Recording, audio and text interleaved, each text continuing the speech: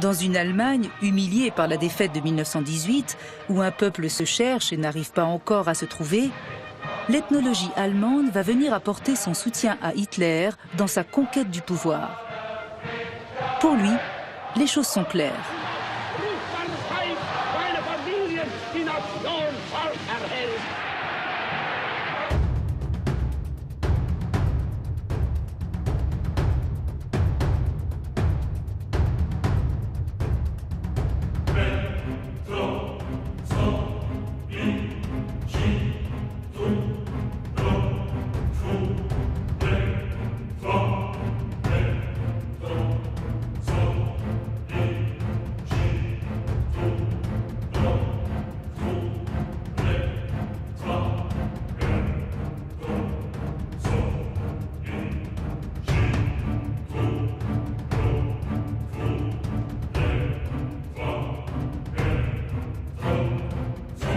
Loin de l'agitation effrénée de l'Europe, des peuples continuent leur vie traditionnelle et immobile.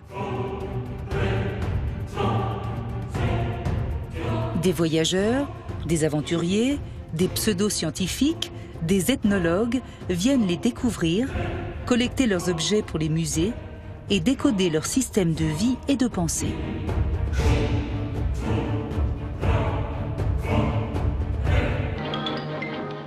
En Allemagne, cette science balbutiante à ses débuts se nommait la Völkerkunde, l'étude des peuples non européens.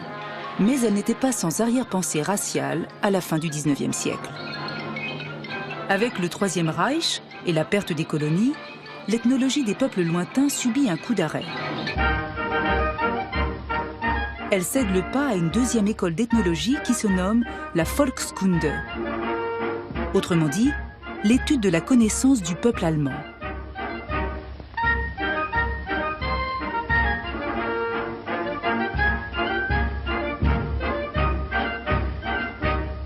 Comparable à notre science folklorique, elle étudie le quotidien rural et concerne 90% des Allemands. Elle devient, sous la férule nazie, l'instrument d'une propagande au service d'un sinistre projet. Le concept d'une race qui se pense supérieure à tout autre.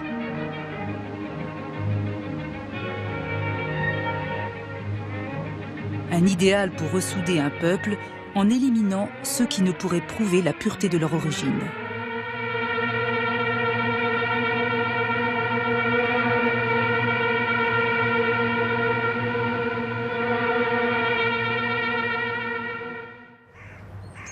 L'université de Tübingen fut un haut lieu de l'ethnologie nazie. En 1946, Hermann Bausinger est un jeune étudiant. Devenu professeur en ethnologie, il est choqué de voir que jusque dans les années 60, la pensée nazie est encore omniprésente dans l'Institut Ludwig Uhland où il commence à enseigner. Cela provoque chez lui une vive réaction, le désir de briser le silence qui entoure cette science et ses compromissions. L'idéologie nazie était très présente dans l'Institut.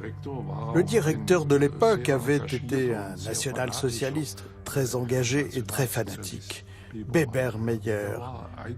En fait, Beber-Meyer était l'homme le plus important des nazis. Il n'était pas vraiment un très grand professeur, mais il a saisi l'opportunité et a fait régner à sa manière la discipline au sein de l'université.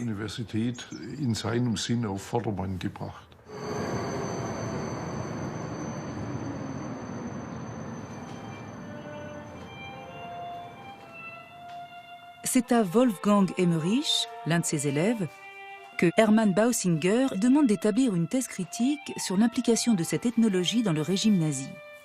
Elle va révéler comment cette idéologie a manipulé cette discipline pour en faire un outil de propagande. On ne savait rien concernant un quelconque lien entre l'ethnologie appliquée à l'Allemagne, la Volkskunde, et le national-socialisme. Il faut que vous sachiez que c'est surtout à cause de la personnalité d'Hermann Bausinger, ce jeune professeur pimpant, charmant et intelligent, que je suis allé étudier à l'Institut d'ethnologie de Tübingen. En effet, on allait à Tübingen pour assister aux cours de Bausinger. On voulait faire la connaissance de ce spécialiste de l'ethnologie du peuple, la Volkskunde, qui se consacrait avec beaucoup de courage à la période nazie. Dans les années 50 déjà, il avait la cote auprès des étudiants. Bausinger vient de la philologie allemande et Bausinger, le germaniste, est devenu un spécialiste de l'ethnologie du peuple.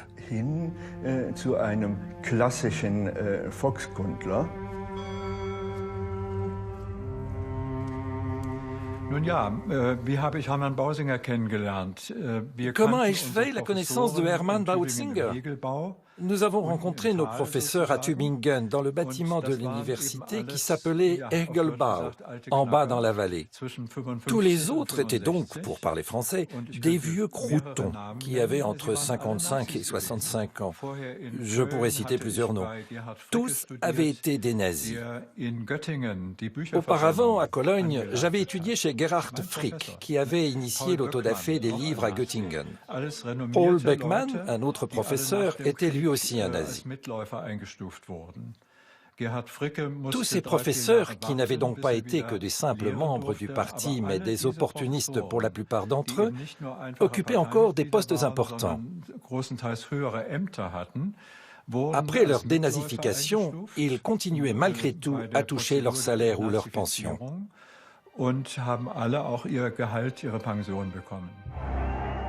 Dans le climat lourd des années 60, des mouvements étudiants contestataires éclatent. Les jeunes veulent savoir ce qu'ont fait leurs parents pendant la guerre. Pourquoi un épais silence les entoure?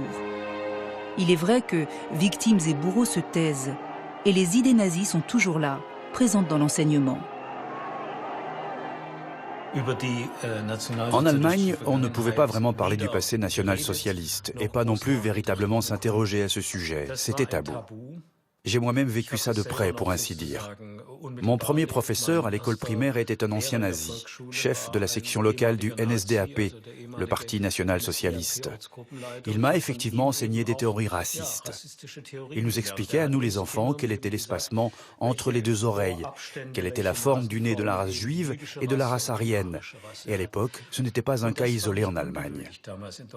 Et on s'interrogeait sur ce passé encombrant, dans un contexte de grand mutisme et de dissimulation. On s'interrogeait sur le passé de son propre père, de sa propre mère, donc sur la génération de ses parents. C'était essentiel. À ce propos, j'aimerais bien demander à Hermann Bausinger comment il a vécu cette année ou ces 6 mois dans la Wehrmacht. En fait, je ne le sais même pas. Je crois qu'il n'a pas du tout été impliqué dans de durs combats.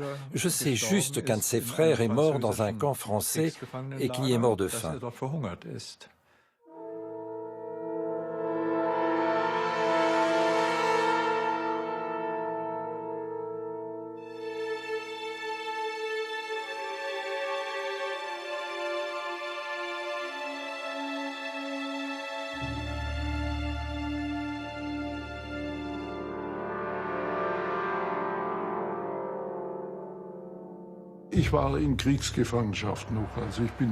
J'ai intégré la Wehrmacht à l'âge de 17 ans.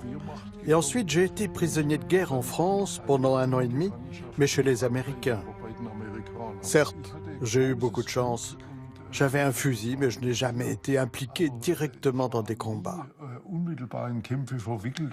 En France, nous étions en 2e ligne. Nous avions également eu la chance d'être détachés et envoyés très rapidement à l'école des officiers. Hermann Bausinger savait parfaitement ce qu'il voulait. Il voulait mettre les élèves à contribution, en faire des penseurs et des chercheurs indépendants qui étudient les documents de manière précise, sans préjugés, et qui développent un vrai sens critique par rapport à l'histoire et la société. C'était cela son objectif. Sa stratégie était très discrète. Il faut considérer la situation délicate de cet homme au milieu des années 60. Il était le plus jeune de tous les professeurs titulaires, il avait obtenu une chaire à l'âge de 34 ans, et à l'époque c'était tout à fait exceptionnel. Il a bien fallu qu'il réfléchisse. Jusqu'où puis-je aller dans ce cercle de collègues? Là, il faut vraiment que je prenne sa défense. On ne pouvait pas s'attendre à ce qu'il écrive un livre sur le rôle de l'ethnologie dans le national-socialisme. L'un de ses élèves souhaitait en faire une thèse, alors il m'a soutenu de manière inconditionnelle.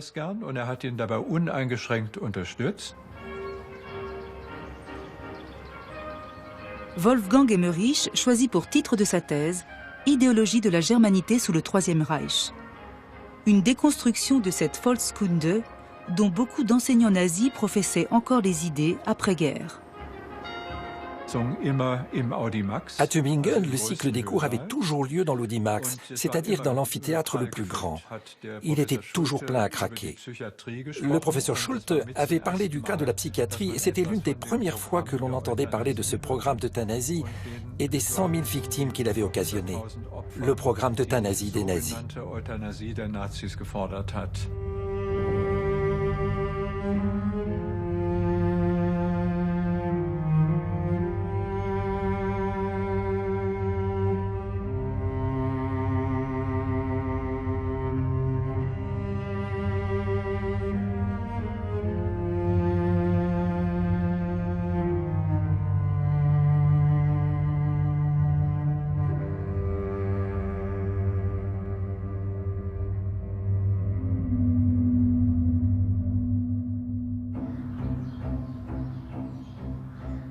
À Tübingen, c'est en face de la présidence de l'université, à l'Institut d'hygiène et de raciologie, que des dizaines de milliers de tziganes étaient examinés, fichés, stérilisés. Les populations juives subissaient le même sort, et ce afin d'exhorter à la sélection raciale de l'homme.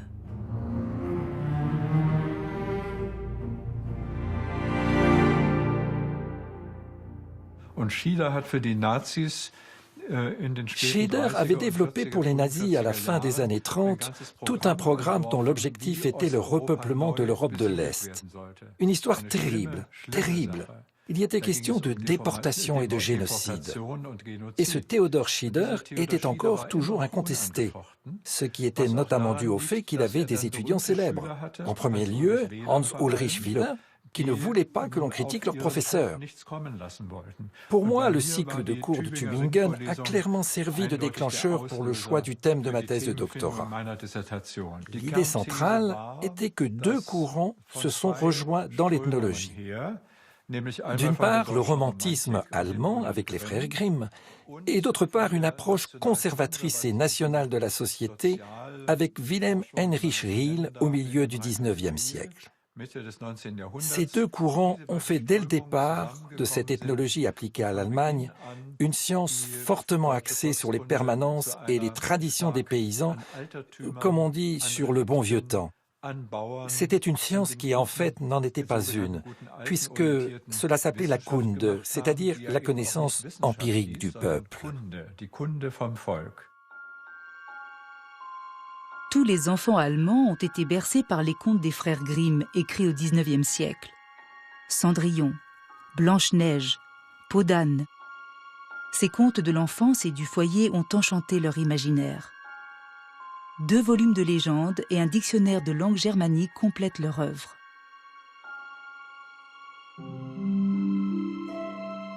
Les frères Grimm sont désormais considérés comme les pères de la Volkskunde, pour leur description attentive de la vie des petites gens et de la culture du quotidien.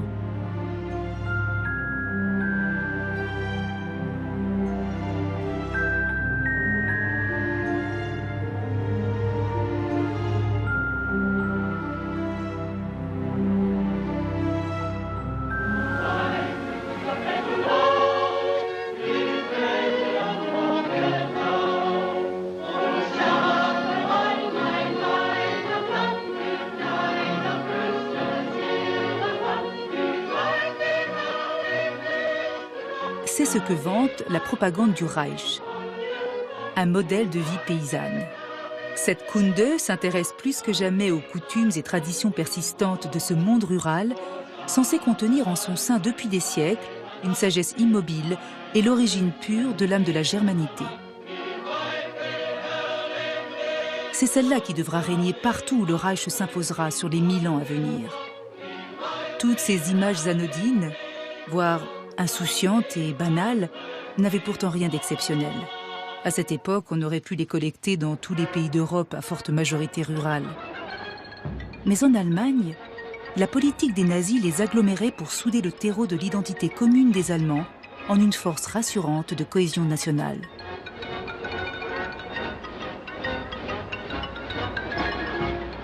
Le peuple travaillait, dansait. La bière coulait, fêtant le calendrier des saisons, le carnaval et ses invocations de temps meilleurs. Le païen et le religieux s'y mêlaient depuis toujours dans un esprit festif, entraîné dans la ronde des jeux d'adresse et de force physique, régal des villageois et des politiques. Voilà ce que prônait la Volkskunde.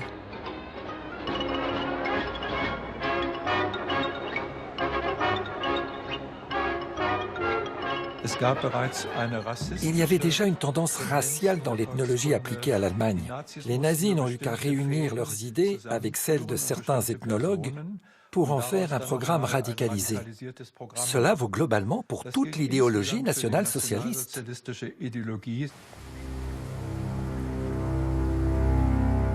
L'université Goethe de Francfort. 30 000 étudiants. La même où les nazis ont mis au point le Zyklon B des chambres à gaz. Je pense que l'issue de la Première Guerre mondiale a été primordiale par rapport à l'ethnologie. Beaucoup d'Allemands qui avaient trouvé leur identité dans la nation se sont alors sentis humiliés.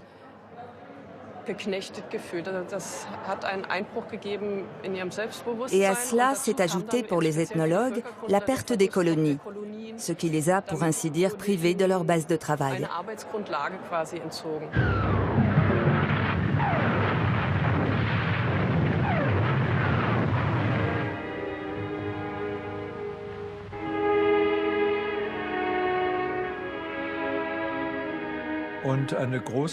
Ce qui joue également un rôle important est ce qu'on appelle la paix honteuse de Versailles. C'est le nom qu'on lui a donné lorsque l'Allemagne a été rabaissée à plus d'un titre et de façon vraiment mal avisée, avec des réparations financières gigantesques, des pertes de territoire, une occupation de la Ruhr pendant de nombreuses années. Cela a alors suscité les ressentiments. Nous avons notre Allemagne, notre empire allemand a tellement été accablé, humilié, il faut que ça change. Et pour Hitler, ça a été bien sûr une aubaine, c'est en s'appuyant là-dessus qu'il a construit toute sa stratégie de puissance.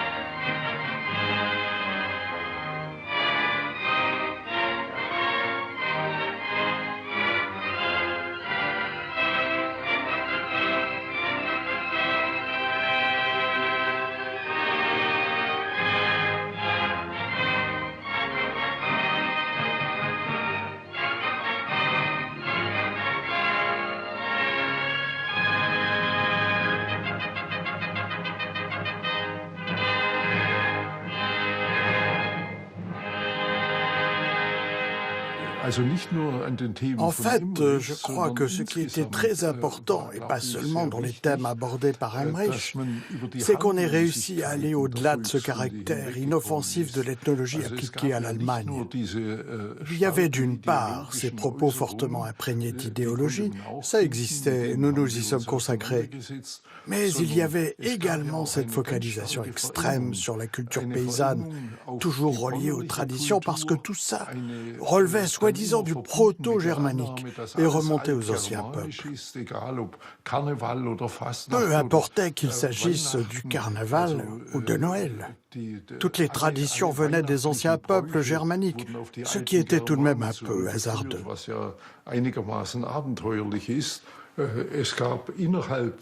Dans l'idéologie nazie, il y avait toute une série de contradictions. Il y avait aussi différentes factions, dont celle d'Alfred Rosenberg et celle de Heinrich Himmler. qui défendaient des points de vue très différents. En effet, d'un côté, on sacralisait la culture paysanne, et d'un autre côté, on encourageait l'industrialisation dont, en premier lieu, l'industrie de l'armement. Ça, c'était une de ces contradictions.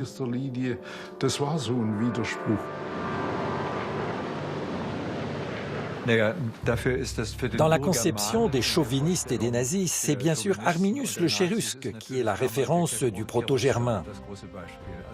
Un guerrier qui mène le peuple et qui, dans cette guerre, au nom du peuple, chasse les Romains de la Germanie et rétablit l'ordre tribal traditionnel.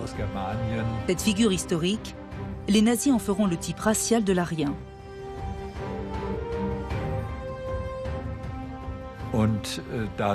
Le proto-germain est bien sûr avant tout un guerrier, un héros. Il fallait qu'il soit blond aux yeux bleus, et comme on le sait, tous les dirigeants nazis n'étaient pas blonds aux yeux bleus, ou très peu d'entre eux. La femme, quant à elle, restait cantonnée au domaine de la famille et de la maison. Ce sont des ornementations du décor idéologique qui en Allemagne était en vogue depuis longtemps. Il n'y avait absolument rien de nouveau.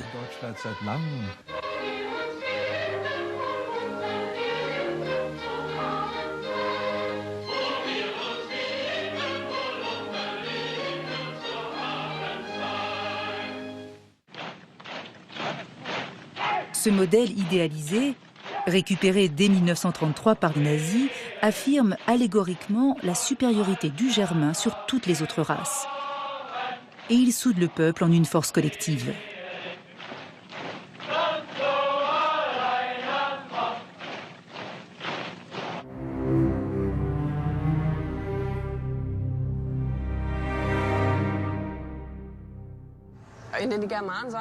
De nombreux Allemands considéraient le Germain comme leur ancêtre et beaucoup s'identifiaient à lui.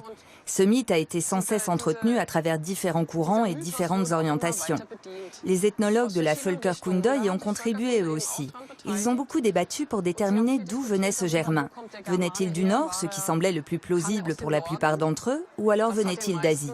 C'était un sujet de débat. L'anthropologue Eugène Fischer, qui a créé plus tard l'Institut Kaiser Wilhelm d'anthropologie, d'hérédité humaine et d'eugénisme, avait entrepris dès 1908 un voyage dans l'Afrique allemande du Sud-Ouest. Il avait fait à Rehoboth des recherches sur les descendants des Boers et des Africains. Il a ensuite sorti un livre en 1913 intitulé « Les bâtards de Rehoboth » sur le problème de la bâtardisation et du métissage chez l'homme. Le brillant Eugène Fischer. Il avait déjà su profiter en Namibie de la première expérience de l'univers concentrationnaire allemand dès 1904. Là vont mourir 100 000 héros en quelques années, dans le camp de Shark Island. Ce médecin eugéniste développait ses premières mesures raciales de stérilisation des femmes et envoyait à Berlin des collections de crânes, obsédé par l'étude de l'avenir des races dans toutes les régions du monde.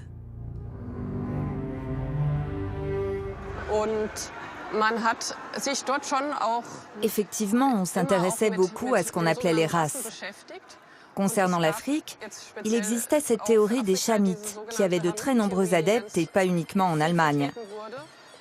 Elle affirmait que la population autochtone d'Afrique n'était pas vraiment en mesure d'engendrer et de créer une culture supérieure, et que c'était les Chamites qui l'avaient apportée dans les temps bibliques, en passant par l'Afrique du Nord.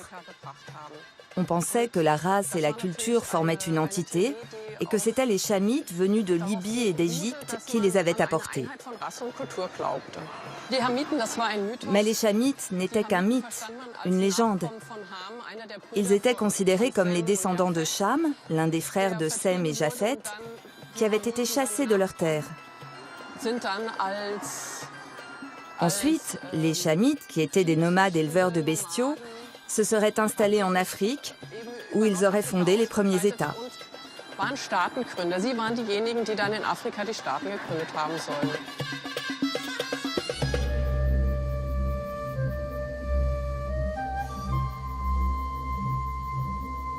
Dans l'entre-deux-guerres, L'ethnologue allemand Leo Frobenius poursuit sa recherche entamée dès 1904, celle de l'Atlantide. Ce mythique continent perdu et englouti, évoqué déjà par Platon. Il s'agit d'un mythe européen plaqué sur l'Afrique. Frobenius pense comprendre à travers lui les mouvements possibles des migrations humaines et peut-être y trouver les racines de l'humanité. 8000 peintures rupestres témoignent de cette lointaine humanité. Elles sont recopiées sur place par son équipe, des élèves de l'atelier du peintre Beckmann.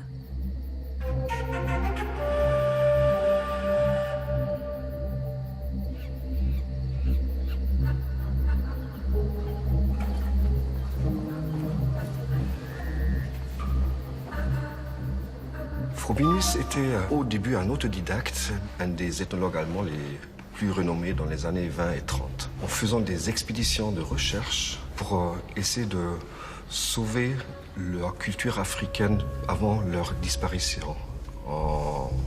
Sauver dans le sens de collecter les objets, de collecter les mythes et les narrations, l'histoire, les rites, etc., de les documenter dans le domaine visuel.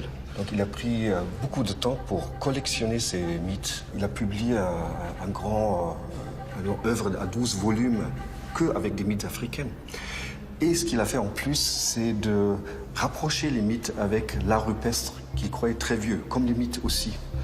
Et il a cru pouvoir interpréter le contenu, le sens de ces images rupestres qui datent des milliers d'années juste.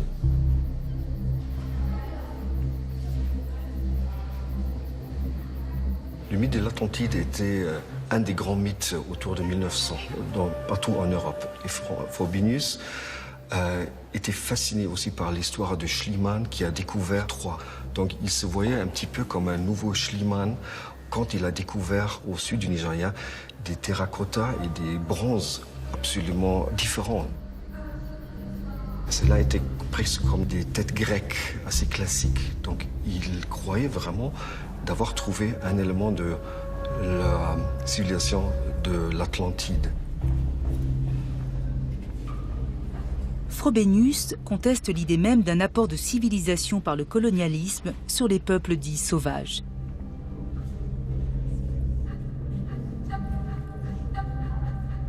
Il sera récusé par les nazis parce qu'il aura valorisé et introduit en Europe un art qualifié de dégénéré par le Troisième Reich.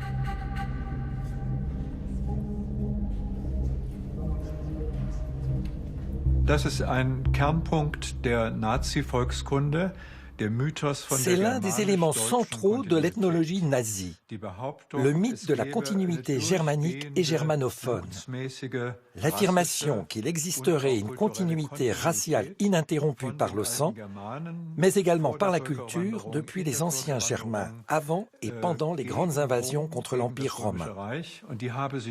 Cette continuité aurait perduré à travers le Moyen-Âge jusqu'à l'époque moderne. C'est tout simplement une absurdité, ce n'est pas prouvable. Pendant la Seconde Guerre mondiale, Heinrich Himmler a par exemple ordonné de faire des recherches en Crimée pour trouver des foyers germaniques et pouvoir ainsi étayer l'idée que cette région appartenait à l'espace germanique.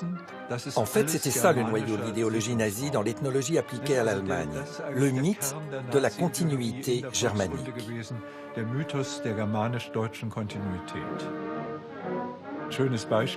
C'est Heinrich Himmler qui ordonna à ses troupes SS, membres de la Société pour l'héritage ancestral, de faire partout ressurgir les origines aryennes des Allemands.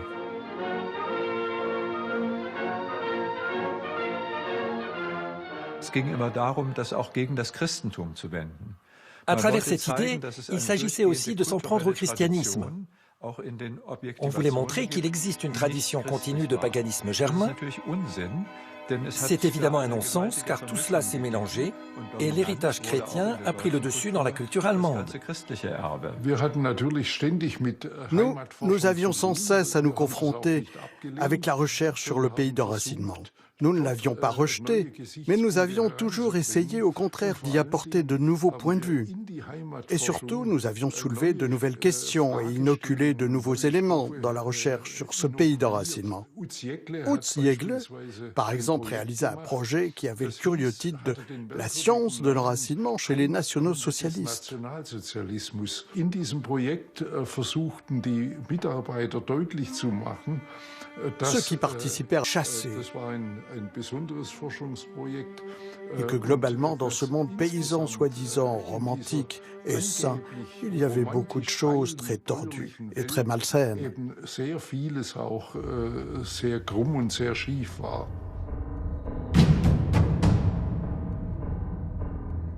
Cet enracinement devient l'allégorie et le mot d'ordre de tout un peuple. Le Reich n'en finit plus de parader, de défiler, d'imposer la mise en scène qui plaît à son public. Malgré la crise, quelques rares missions ethnologiques sont envoyées à l'étranger. Mais leurs objectifs n'ont plus rien à voir avec la curiosité de la découverte. Ils se confondent avec cette obsession de la race.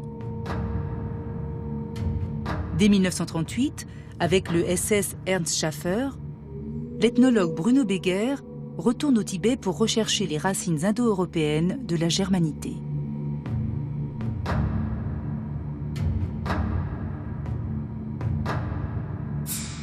Il mesure, prend des notes, des moulages, compare, et bien sûr, aucune tête ne ressemble à une autre.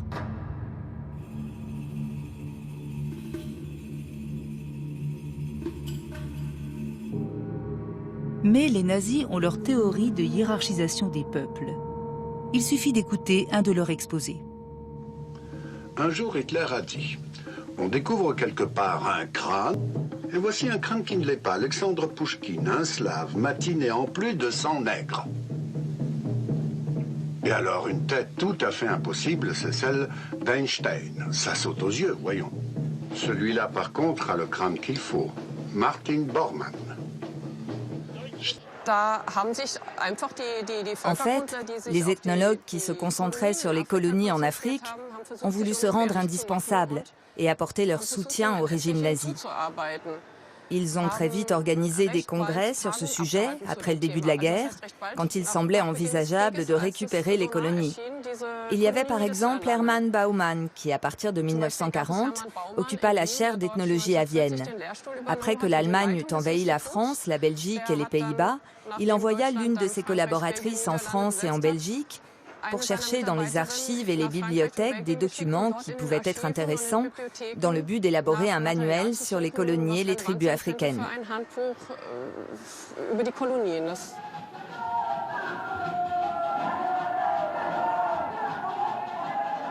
Hermann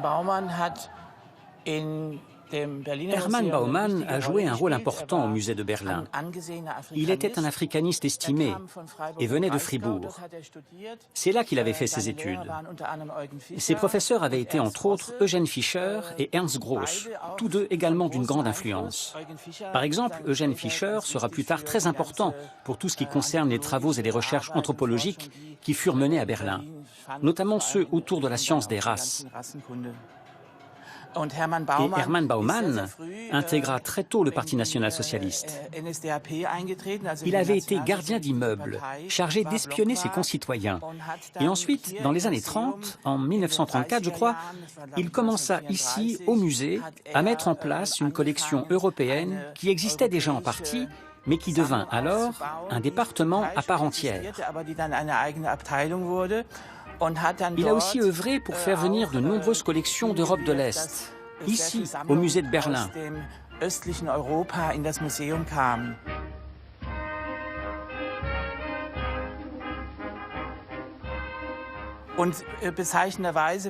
Ce qui est intéressant, c'est qu'on a fait venir Baumann à Vienne en 1939, où il est devenu professeur à l'université. Après l'Anschluss, on avait limogé, chassé pour ainsi dire les professeurs qui étaient là. Il a donc occupé un de ces postes et a curieusement transféré des objets qui étaient au musée de Berlin vers celui de Vienne. Parce que pour lui, il fallait qu'il y ait également des collections dans ce qu'il appelait la Ostmark, c'est-à-dire les territoires annexés. C'était ça, Baumann. On souhaitait alors intégrer davantage d'idéologie dans cet univers des musées. Et l'on voulait construire un grand musée des races. Il était prévu d'installer ce musée au bord de la Spree, pour ainsi dire à proximité de l'actuelle île des musées. Mais c'est resté au stade de projet, et il n'a pas été réalisé. Il y a eu des discussions, par exemple, avec les directeurs de l'époque, notamment Otto Kümmel, mais au final, rien n'a abouti.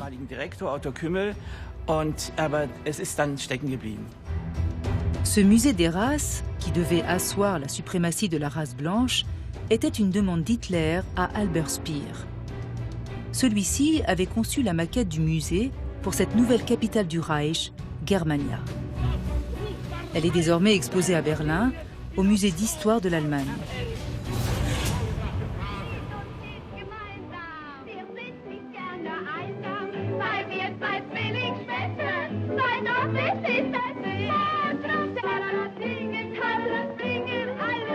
Pendant les mois de 1939, où de lourds nuages s'accumulent sur l'Europe, quelques rares Allemands encore insouciants, ignorant sans doute la recherche éperdue du proto-germain toujours introuvable, s'amusent dans les derniers feux de légèreté et de liberté.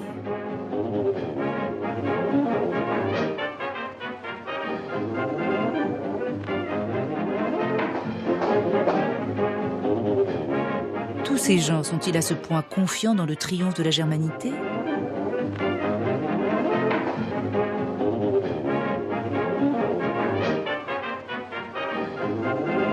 Hitler lui-même donne le change.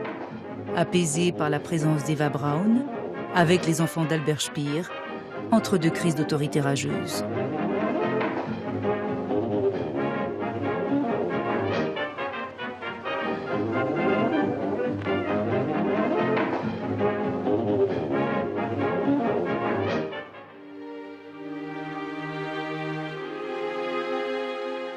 La suite, on la connaît. La guerre devenue mondiale laisse un champ de ruines, un pays à reconstruire et Berlin partagé entre les forces britanniques, russes, américaines et françaises.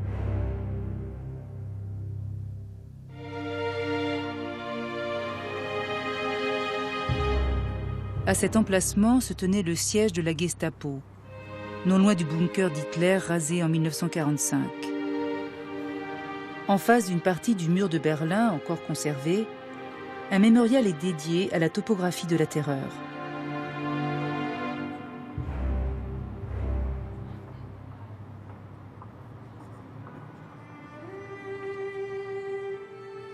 Des photographies et des films de la montée de l'effroi y sont exposés.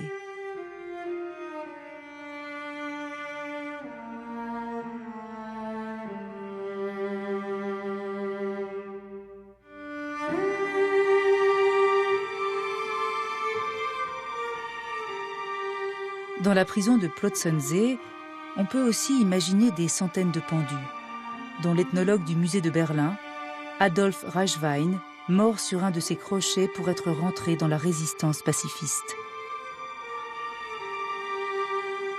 Hitler faisait d'ailleurs filmer toutes ces exécutions pour se les faire projeter dans son bureau.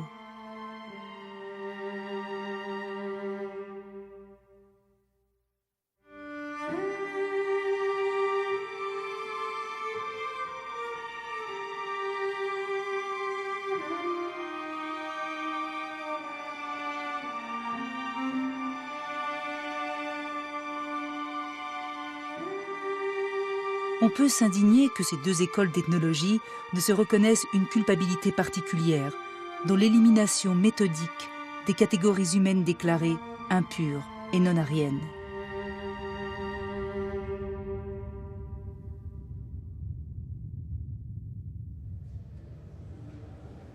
Que devinrent alors ces ethnologues allemands, une fois la paix retrouvée ?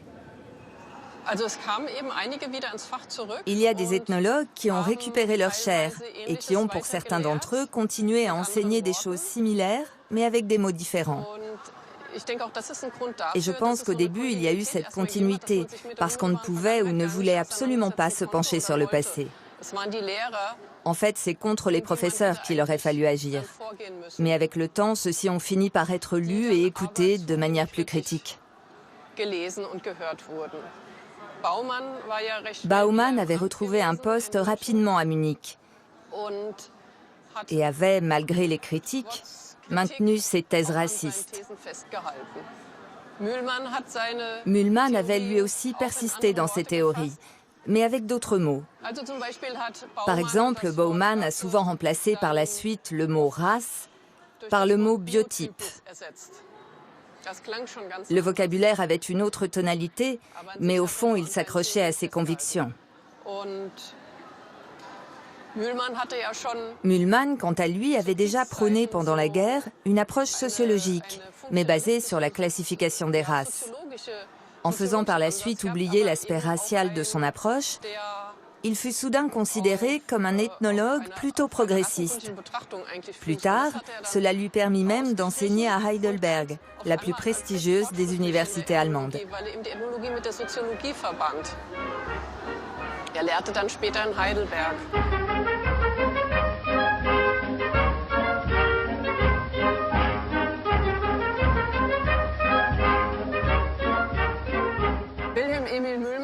Après-guerre, Wilhelm Emil Mühlmann avait fourni un journal intime qu'il aurait soi-disant écrit durant cette période. Mais en fait, il l'avait falsifié lui-même après coup. Et grâce à ce journal falsifié, où il n'apparaissait donc pas comme un partisan du national-socialisme, il fut dénazifié et put de nouveau occuper un poste. Je crois que ces connivences entre les personnes furent prépondérantes et décisives par rapport à ce lourd silence qui régnait. À Berlin, le mur était construit depuis 7 ans et divisait les familles entre les deux parties de l'Allemagne, l'Est et l'Ouest. C'était l'époque dite de la guerre froide.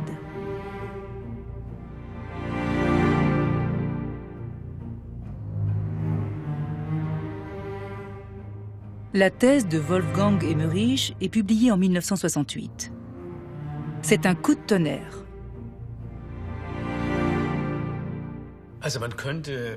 Avec cette thèse, on pourrait dire que le mauvais esprit devait être exorcisé dans les sciences de la culture.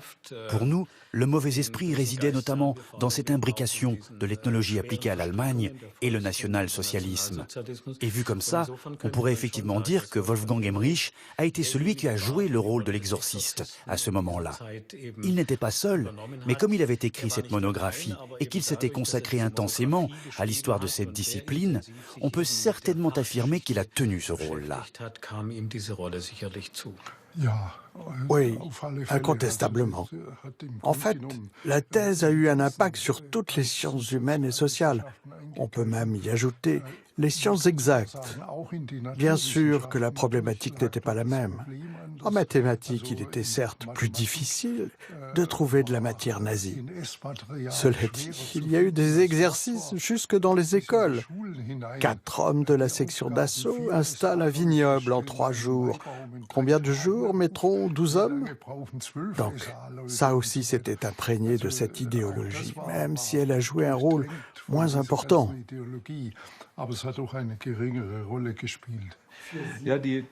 J'avais 27 ans à l'époque, n'est-ce pas? Pour moi, les conséquences ont été inattendues, notamment par leur violence. Utsi Jägl avait parlé des réactions de peur que ma thèse avait provoquées. On peut même dire de la haine envers ma personne. Mais ce jeune homme, qu'est-ce qu'il a à s'intéresser à ce sujet? Il n'a pas connu cette époque. De toute façon, il ne sait pas comment c'était. D'une telle relève, on n'en veut pas. Chez Bruckner, c'est ce qui revenait tout le temps de manière explicite. Il trouvait que j'avais une orientation marxiste, autrement dit que rouge égale brun. Auparavant, c'était les nazis qui étaient effroyables. Aujourd'hui, ce sont les jeunes gens qui ont une orientation marxiste. Bruckner a eu là un comportement véritablement infâme. Il voulait empêcher, coûte que je puisse avoir un quelconque avenir dans une université allemande. Il faut le dire. Mais à cette époque, si j'avais souhaité faire carrière dans l'ethnologie, ça aurait été impossible. Je me suis dit d'emblée, moi, je n'en ai pas envie. C'est pourquoi je suis allé aux États-Unis. C'était assez facile à l'époque et j'y ai passé 2 années académiques en tant que professeur assistant. Les répercussions de mon travail sur la société, c'est exagéré, mais ma thèse a effectivement eu des effets concrets sur la discipline. Je sais par exemple qu'autour des années 2000, et plus tard aussi, ce petit livre paru aux éditions Suhrkamp a été utilisé et lu dans des cours pour des étudiants. Par exemple ceux de Wolfgang Kashuba. On ne peut que souhaiter que 40, 50 ans plus tard, son livre soit toujours utilisé et lu et qu'on prenne acte de l'histoire scientifique de sa propre matière à travers un exposé aussi critique que celui de mon livre.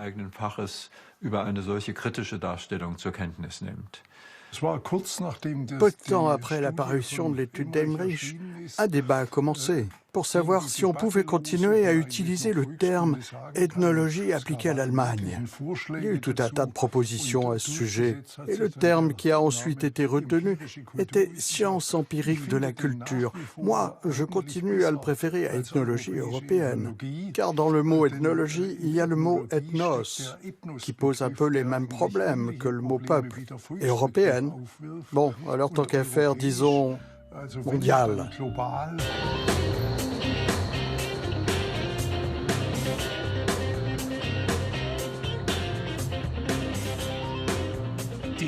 Aujourd'hui, pour beaucoup, les idées de l'ethnologie appliquée à l'Allemagne sont des idées erronées, d'un autre temps.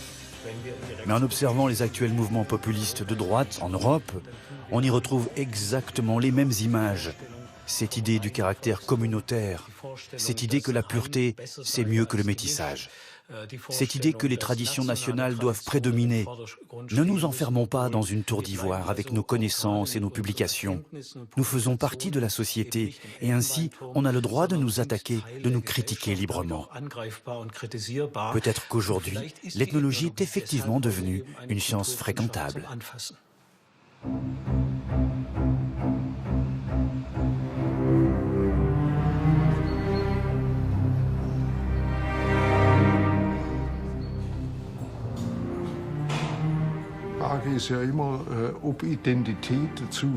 La question est de savoir si la recherche d'identité des peuples conduit à plus de paix dans le monde ou si elle provoque des raisons d'exclure, des raisons de rejet.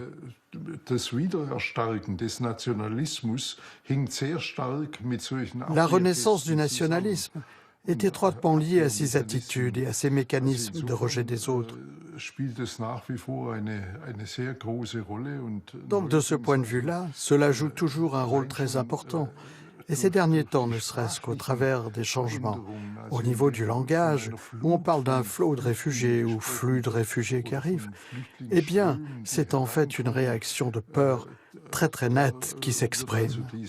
Diese Angst, das ist eigentlich eine Angstreaktion sehr, sehr deutlich. C'est avec beaucoup d'inquiétude que j'observe l'aveuglement du monde actuel dans ce contexte d'immigration de masse issue du Proche-Orient et d'Afrique. J'observe cela avec beaucoup d'inquiétude. J'ai repensé à une citation d'Hitler dans Mein Kampf. La grande tragédie du peuple allemand, c'est de ne pas être resté pur par son sang et qu'il se soit mélangé avec celui des Juifs et des autres. Et c'est notre devoir d'avenir de redevenir pur par notre sang. De telles pensées, bien sûr sans citer Hitler, sont de nos jours très répandues dans notre population. Il suffit de penser à Pegida à Dresde et aux nombreux imitateurs de Pegida. Je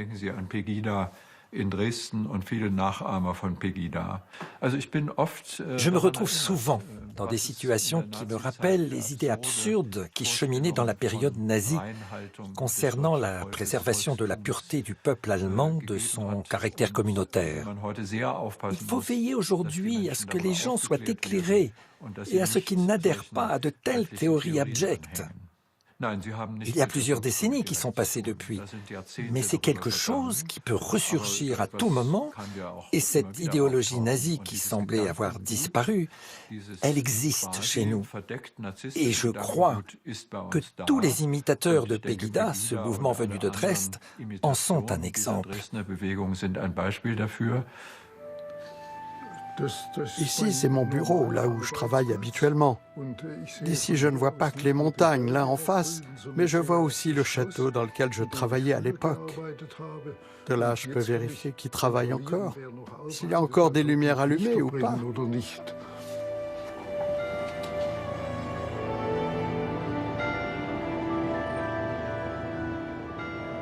L'Allemagne a tourné la page de ces temps tourmentés, l'Holocauste et les massacres de masse. Cette ethnologie du peuple allemand, analysée par Wolfgang Emmerich, apparaît sous un tout autre jour. On dit « cela est de l'ethnologie », mais cela est aussi de l'histoire. L'ethnologie est dans l'histoire si elle bouscule à ce point la vie des hommes, la vie des peuples, et se soumet servilement aux idéologies. Prenons garde aux prêcheurs de haine ici et là. Rien n'a été innocent sous le Troisième Reich. Pas même les jeux d'enfants.